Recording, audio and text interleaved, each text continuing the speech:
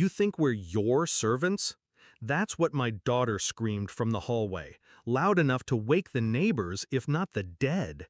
I lay in my own bed, body stitched and swollen, still recovering from the surgery I paid for with every last cent of my retirement. She didn't care, and neither did her husband, standing behind her, arms crossed, smirking like a hyena in my house.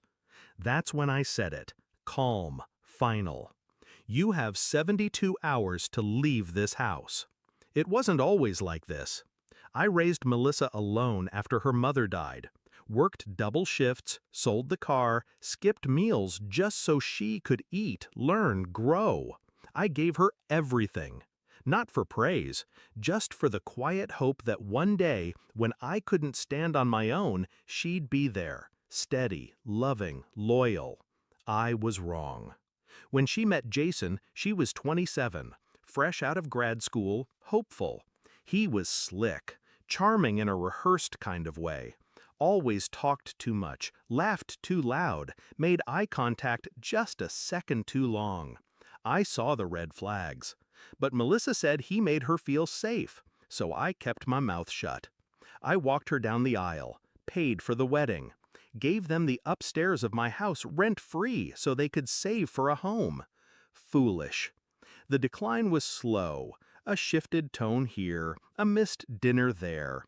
By the time I noticed the full picture, they'd stopped knocking on my door altogether. I was a stranger in my own home, a ghost moving down the hallway, careful not to disturb the royalty living above me. Still, I never said a word. Not even when they stopped saying thank you. Not even when they let the groceries rot while I survived on toast. Then came the surgery. Gallbladder. Routine, but painful. I was told to rest for 4 weeks. No bending, no stairs, no stress. I came home from the hospital, house silent. No flowers, no soup. Just a note on the fridge. Call us if you need anything. I called. Once. Melissa sent Jason down with a glass of water and a dead phone battery. That night, I vomited from the pain, crawled to the bathroom, slept on the floor. In the morning, I heard them laughing over pancakes. That's when the shift began. Not in them, in me.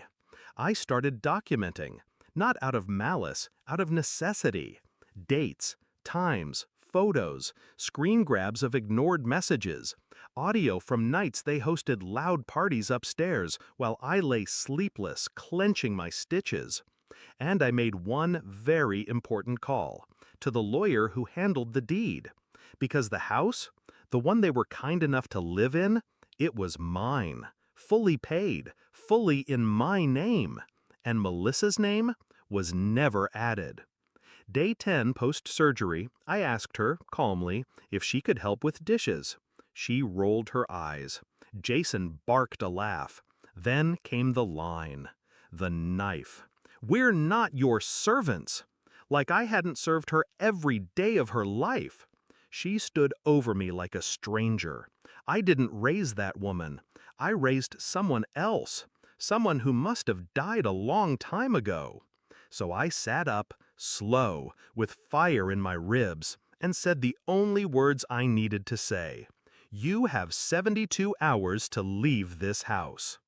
The look on her face? First confusion, then disbelief. Jason stepped forward. You can't do that. You're not well.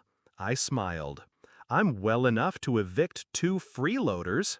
That afternoon, I delivered copies of the legal notice, notarized, sealed. One to their door, one slid under it, one taped to the fridge. I changed the Wi-Fi password. Then I shut off the heat to the upper floor.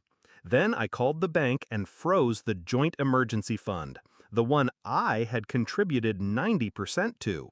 Then I canceled the grocery subscription. Day 1, they pounded on my door. I didn't answer.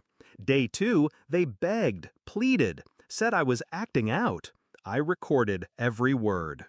Day 3, they threatened legal action. I forwarded everything to my lawyer.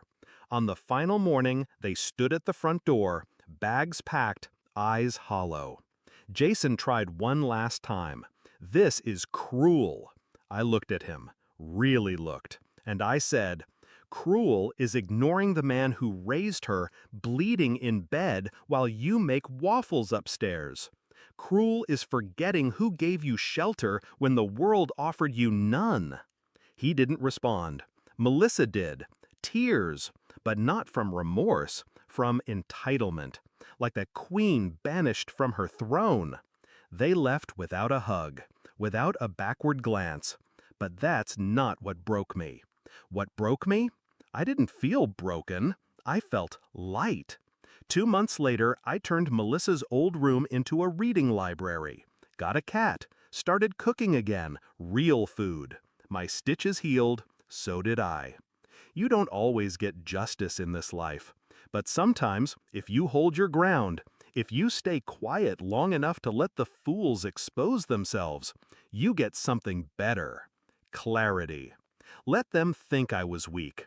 Let them think I'd always bend. They forgot one thing. I